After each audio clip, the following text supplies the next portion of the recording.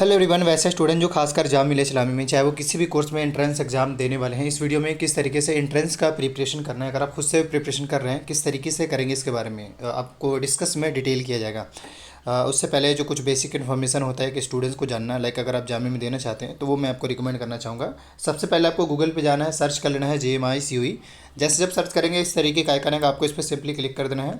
इस पर जैसे जब क्लिक करेंगे न्यू आइकन इस तरीके से ओपन होगा और यूँ समझे कि अब आप जामे मिल्लिया इस्लामिया के ऑफिशियल साइट पर आ गए। ये रहा इनका ऑफिशियल साइट। यहाँ पे आने के बाद आपको बहुत कुछ इन्फॉर्मेशन मिल जाएगा, जैसे कि इनके प्रोस्पेक्टस यहाँ पे अवेलेबल है। इस लिंक के थ्रू आप UG PG BTech BR के डिप्लोमा एडवांस डिप्लोमा में फॉर्म फिल करेंगे और स्कूल के लिए आपको इस लिंक के थ्रू फॉर्म फिल करना होगा। चलिए खैर, ये सब कुछ आप कर लिए और प्रोस्पेक्टस भी देख लिए। आपको पता होगा कि आपके जिस कोर्स में आप अप्लाई करना चाहते हैं किस डेट में आपका एंट्रेंस टेस्ट है, उसमें कितने सीट्स है, क्या उसके एलिजिबिलिटी क्राइटेरिया है, ये आई होप आपने सभी देख लिया होगा। अगर किसी स्टूडेंट्स को इस पर वीडियो चाहिए तो कमेंट करेंगे, लेकिन मैं एज ए मान के चलता हूँ कि आप लोग ये सब चीज़ को जानते हैं। इसके साथ साथ मैं ये भी ऐड कर दूँ कि अगर आपको सिलेबस डाउनलोड करना है तो आपको इस लिंक के थ्रू डाउनलोड करना है। ये तो बेसिक इन्फॉर्मेशन हो गया। अब हम बात करते हैं कि सबसे पहले मतलब एक कॉमन सा सवाल होगा, भाई तैयारी कैसे किया जाए, कहाँ से शुरुआत किया जाए, उसके बारे में हम डिस्कस करेंगे इसमें। देखिए, सबसे पहले जो हमारा पहला रिकमेंडेशन होगा, आप सबसे पहले क्या करिए, जो अभी सिलेबस ऑलरेडी वेबसाइट पे अवेलेबल है, चाहे वो किसी भी कोर्स का डाउनलोड करना चाहे तो वो सिलेबस आपको मिल जाएगा। जैसे यहाँ पे इस वाले लिंक के थ्रू आप सिलेबस डाउनलोड कर सकते हैं। मैं पहली बात इसलिए कह रहा हूँ क्योंकि बहुत कम ऐसे बच्चे होते हैं जिनको सिलेबस के बारे में पता होता है। ऑब्वियसली वो पढ़ रहे होते हैं और अच्छे से पढ़ते भी है, लेकिन सिलेबस के बारे में आइडिया नहीं होने से उनका एंट्रेंस 1-2 मार्क्स की वजह से या 2-4 मार्क्स की वजह से नहीं भी हो पाता है। उसकी बड़ी वजह ये कि उनको कंप्लीट आइडिया नहीं होता है कि एंट्रेंस टेस्ट का डिमांड क्या है। तो सिलेबस का जानना ज़रूरी है। जैसे कुछ कुछ कोर्सेज में जामे ने सेपरेटली टॉपिक वाइज बता दिया है, कुछ कुछ में सिर्फ सेलेक्टिव टॉपिक बताया है, तो आपको उस हिसाब से रिलेट करके चलना है। जैसे साइंस बैकग्राउंड में मैं देखता हूँ कि उनका डिटेल में बताएगा, लेकिन वही आर्ट्स बैकग्राउंड में जो है वो टॉपिक वाइज सिंपली बता दिया, जैसे जो BA आर्ट्स की ओर से देना चाहते हैं। लेकिन वही मास्टर्स वगैरह में देखें तो उनमें भी सिलेबस बताया गया है। खैर, ये चीज़ तो समझ में आ रहा हो कि हमें सबसे पहले क्या करना है, सिलेबस डाउनलोड कर लेना है। स्कूल वाले कैंडिडेट के लिए मैं रिकमेंड करूंगा कि उनके 6, 9 और 11 का जो सिलेबस है, वीडियो के डिस्क्रिप्शन बॉक्स में टेलीग्राम का लिंक है, आज किसी हाल में अपलोड कर दी जाएगी। आप जरूर उसका बेनिफिट ले पाएंगे। खैर, तो ये तो पहले मैंने आपको सारे कैंडिडेट को रिकमेंड किया सिलेबस। अब सिलेबस उठाने को कुछ नहीं करना, बस एक बार सिर्फ सिलेबस देख लेना है। लेकिन इसके जस्ट बाद अगला काम ये करना है, आपको क्वेश्चन पेपर एसेस करना है। क्वेश्चन पेपर, अब क्वेश्चन पेपर उन लोगों का क्वेरी होता है, मैं आपको दिखाना चाहूँगा, मतलब मैं बताना चाहूँगा क्वेश्चन पेपर आपको एसेस करना है। क्वेश्चन पेपर उन लोगों का क्वेरी होता है कम से कम 5-6 साल का पेपर, ऐसा नहीं है। आप लास्ट का 3 ईयर पेपर एसेस कर लीजिए, that is sufficient, that could be sufficient. 3 सालों का पेपर, क्योंकि हर साल कोई ना कोई बदलाव आते रहते हैं।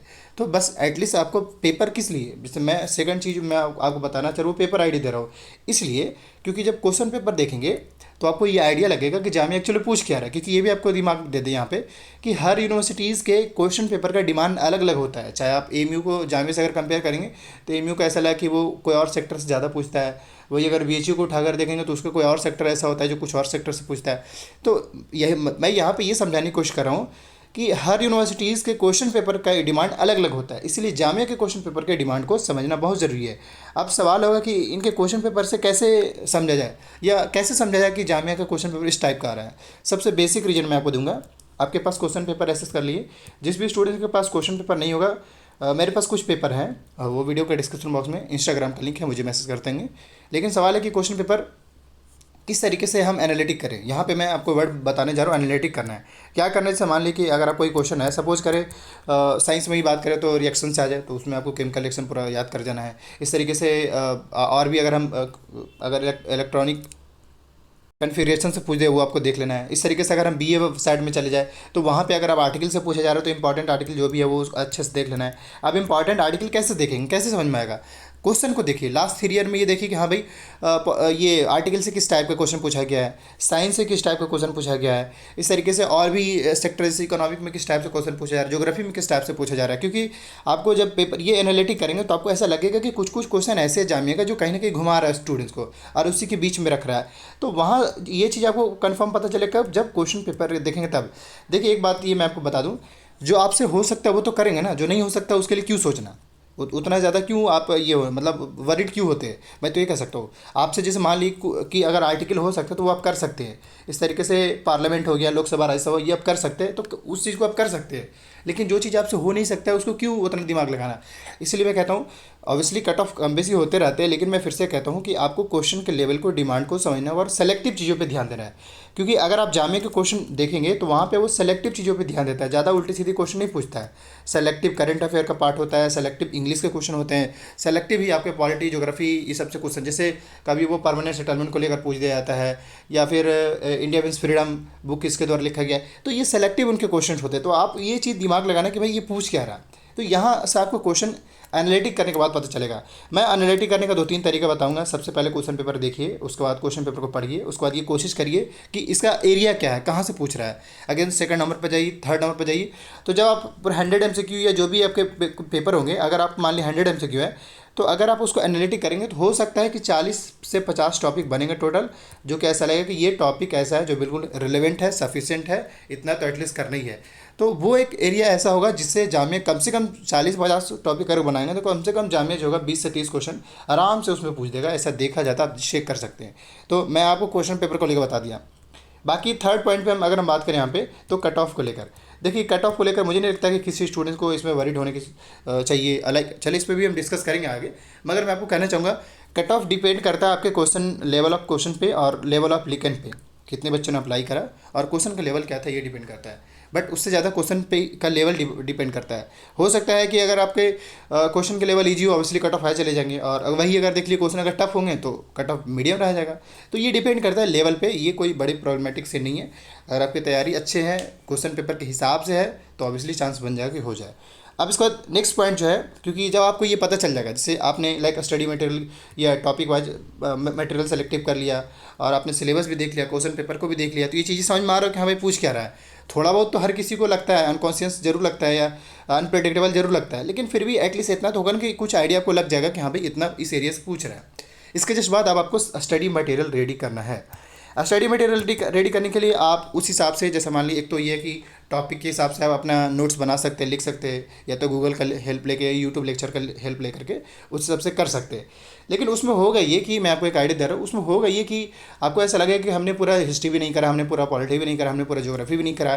तो कुछ कुछ सेक्शन है जिसमें मैं आर्ट्स बैकग्राउंड के साथ बताना चाह रहा हूँ कि उनको ऐसा लगे कि पूरा नहीं कर पाए। तो ये है कि जामिया का मैं क्लियर कर दूँ, जामिया का जो बीए में जो क्वेश्चन पूछा जाता है, चाहे वो आर्ट्स में कोई भी पेपर हो, उन सब में जो स्टैंडर्ड होता है ना, वो हल्का 11-12 होता है और 9-10 ज़्यादा होता है आर्ट साइड में। मतलब जैसे अब या मान के चले 11-12 बेस ही होता है, ऑलमोस्ट 11-12, लेकिन डीप नहीं होता। मैं फिर से कह रहा हूँ, डीप नहीं होता है, 11-12 बेस ही होता है, लेकिन डीप नहीं होता, डीप क्वेश्चन नहीं पूछता है, बस बोलता है ना हॉट टॉपिक पर वो काम करते हैं। तो ये भी चीज़ें समझ में आ रहा होगा। तो अब इसके लिए स्टडी मटेरियल कैसे रेडी करें, इसी हिसाब से आपको स्टडी मटेरियल रेडी करना है। स्टडी मटेरियल रेडी करने के साथ साथ आपको, क्योंकि अब जैसे सिर्फ मटेरियल रेडी करें थोड़ी होगा, उसका शॉर्ट नोट भी तो बनाएंगे ना, उसका नोट्स भी बनाएंगे। अब नोट्स बनाने के लिए बहुत आसान तरीका है, जो भी आपने टॉपिक सेलेक्ट किया उस हिसाब से आप अपना नोट्स बनाते जाइए। जब नोट्स बनता जाएगा आपका, फिर एक जगह आप पे होगा, क्योंकि ज़रूरी है कि आपको इसमें सबसे ज़्यादा, अगर आप हमसे पूछेंगे सबसे ज़्यादा हेल्प आपको क्या करेगा, सबसे ज़्यादा अगर कोई चीज़ हेल्प करने वाला होगा तो वो आपका रिवीजन। आप बल्कि आप 7-8 बार रिवीजन कर लिए, अच्छी बात है, लेकिन रिवीजन जितना ज़्यादा से ज़्यादा करेंगे उतना ही ज़्यादा आपका सिलेक्शन में चांस दिलाएगा। होता क्या है कि स्टूडेंट्स पढ़ते तो ज़रूर है, 10 बुक भी शायद हो सकता है पढ़ जाएंगे, लेकिन रिवीजन नहीं करने की वजह से एंट्रेंस हॉल में जब वो पहुंचते हैं तो उनका क्वेश्चन आ रहा होता है, लेकिन फिर भी उनका मतलब यस या नो वाला सीन होता है। इसलिए ज़रूरी है कि आप रिवीजन करें। रिवीजन करने से आपको उसके डीप एन, उसके बैकग्राउंड पता चल पाएगा। तो ये चीज़ें आपको क्लियर हो रहा होगा। अब इसके बाद जो मेन मूल मंत्र है वो मैं आपको देना चाह रहा हूँ फाइनल। आप ऑब्वियसली आपने क्वेश्चन पेपर भी ले लिया, सिलेबस भी ले लिया, टॉपिक भी नहीं ठीक कर लिया, रिवीजन भी कर रहे हैं। अब फाइनली करना क्या है, देखिए इन सब में सबसे बड़ा रोल प्ले करेगा आपका डिसिप्लिन। आपका डिसिप्लिन, आप कितने टाइम पढ़ रहे हैं ये बहुत मैटर करता है। रिवीजन तो मैटर करेगा ही करेगा, लेकिन डिसिप्लिन इन द सेंस कि आप रूटीन क्या है, आपका स्टडी रूटीन क्या है, किस प्लेस पे है, कहाँ पढ़ रहे हैं, क्या नहीं पढ़ रहे, ये सब मैटर करता है। तो आपको सीरियस होकर पढ़ाई, क्योंकि आपको पता ही है कि अभी 40 से 60 डेज़, ऑलमोस्ट 40 डेज़ ही है, 40 डेज़ है। इस 40 डेज़ में आपको अपना तैयार भी करना है। तो इसके लिए आपको क्या करना है, सबसे पहले मतलब ऐसा कर लीजिए, प्लान बना लीजिए कि हाँ भाई हमें 10 दिन में जो है हिस्ट्री पढ़ लेना है, 10 दिन में ज्योग्राफी पढ़ लेना है, 10 दिन में ये पढ़ लेना है, वो पढ़ लेना है। तो एक आपको एक रफ पेज पे लिख लेना है कि हाँ भाई 10 दिन का या 1 महीने का टारगेट बना लीजिए कि 1 महीने के अंदर में ये सारे कर लेना है। तो रिटर्न में लिख लीजिए, उसके हिसाब से चलना शुरू करिए। जैसे कभी कभी सुनते हो कि हाँ भाई आज ये लेक्चर आया, आज ये लेक्चर आया, ये लेक्चर आया, क्यों आया, क्योंकि वो उस टाइप से वो डिज़ाइन किया गया है, उस टाइप से ही पढ़ाया जा रहा है। तो इसलिए मैं फिर से कहता हूँ, आपको 1 मंथ का प्लान या 1 वीक का प्लान आपको बनाकर लिख लेना है कि हाँ भाई इस वीक में मुझे ये चीज़ें कर लेना है। अच्छा, अब करने के लिए सबसे बड़ा बेहतर तरीका क्या होगा, आप क्या करिए, जैसे नोट्स वगैरह सब आपके पास है ही, आप पहले रूटीन बना लीजिए कि हाँ भाई हमें मेरे दिन में अगर पूरे दिन में अगर मान लीजिए मुझे 10 से 12 घंटा मिल रहा है, तो आप एटलीस्ट 5 से 7 घंटा तो दे ही सकते हैं, मिनिमम मिनिमम 5 से 7 या 8 घंटा दे सकते हैं, और देना भी पड़ेगा, नहीं देंगे तो बहुत मुश्किल होगा। क्योंकि जब ये 5 से 7 घंटे अगर अपना टाइम देंगे ना, तो आपको लगेगा कि हाँ भाई हमने पढ़ा है, और एक बड़ा एरिया बहुत जल्दी कंप्लीट हो जाएगा। जैसे मान लीजिए कोई बंदा अगर हिस्ट्री पढ़ता है, तो वो चाहेगा तो आराम से 4 से 5 दिनों में एंशिएंट मेडिवल और मॉडर्न पढ़ सकता है, इस तरीके से पॉलिटी भी पढ़ सकता है। तो ये चीज़ समझना होगा। तो ये करेंगे। इसके बाद सबसे बड़ी चीज़, जब आप रूटीन से पढ़ेंगे, डिसिप्लिन मेंटेन करेंगे और रिवीजन करते रहेंगे, तो ऑब्वियसली यही 3-4 चीज़ें हैं जो आपको सिलेक्शन दिलाएगा। याद रखिएगा, डिसिप्लिन, रिवीजन, प्रैक्टिस, यही सबसे ज़्यादा। दूसरा ये भी मैं आपको एट द एंड बता दूं कि आप किसी भी सोर्सेज पर लिमिट नहीं हो सकते, क्योंकि जामिया का क्वेश्चन अनप्रेडिक्टेबल होता है। ऐसा नहीं कि सिर्फ जामिया का, हर यूनिवर्सिटी का अनप्रेडिक्टेबल कुछ ना कुछ आगे पीछे होते रहता है। तो आपको ये है कि सोर्सेस लिमिट नहीं, आप थोड़ा बहुत इधर उधर जो भी मिलता है। बाकी मैं आपको रिमाइंड कर दूँ, बहुत जल्द आज या कल से जो है आपके जनरल अवेयरनेस और करंट अफेयर और जनरल साइंस के जो सीरीज स्टार्ट करी जाएगी, क्योंकि अब ये टाइम है जहाँ पे आपको कंप्लीट आइडिया दिलाया जाए कि हाँ भाई किस टाइप से क्वेश्चन पूछा जाए और कैसे तैयारी करना है। बाकी आने वाले जो भी अपडेट आता है उसको लेकर अपडेटेड रहिए, और किसी भी टॉपिक पे वीडियो चाहिए तो कमेंट कर दिएगा। Thank you.